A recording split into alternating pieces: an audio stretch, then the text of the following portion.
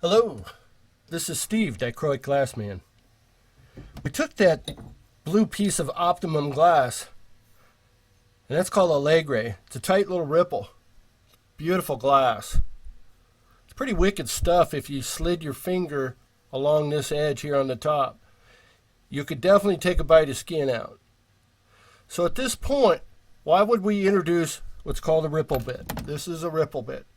What do we need it for? How is that relative to my stained glass?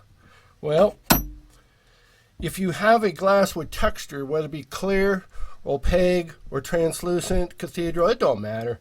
Texture is a texture. Don't be letting color get in the way, or even company.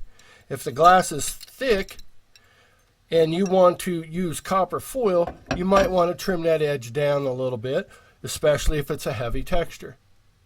I often do. In fact, almost always when it comes to an architectural. So let's see what we got going on. I got a foot switch here, and all I'm going to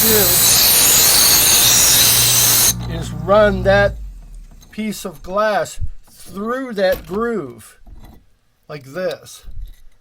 You're just running that glass through that groove. And so what you want to do is you want to set your glass up accordingly, or the bit accordingly to the glass. That's pushing it up just ever so slightly. But you don't have to put a lot of pressure. You're just knocking down these edges. Now I could run my finger down that. You still don't want to be testing the glass, because the glass itself, no matter what, could have some textures in here. Definitely take a skin sample. I've had it happen, especially when it comes to CD glass by Spectrum. Definitely rough edges. Okay, I'm going to run it through the other side. And just kind of doing this whole piece just for the audience. I'm doing it a couple times. I'm over exaggerating. So let's bring our camera in over here. In fact, we'll bring it into there. I'm going to clean my glass off now at this point, using the regular old towel. Let's see, get my glass in the view. And it knocked down a lot of the edges. Now, I should have said from the get-go why I'm doing this. I don't do lead. I only do copper foil.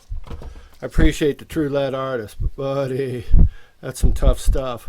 Let's see, get my view down in this area. Okay, so what I'm going to do at this point is I'm going to copper foil this piece of glass that I demonstrated in the video. I'm using 7/32 black on what would appear to be a pretty healthy piece of thickness glass. Let's see, yeah, I'm going to... Okay.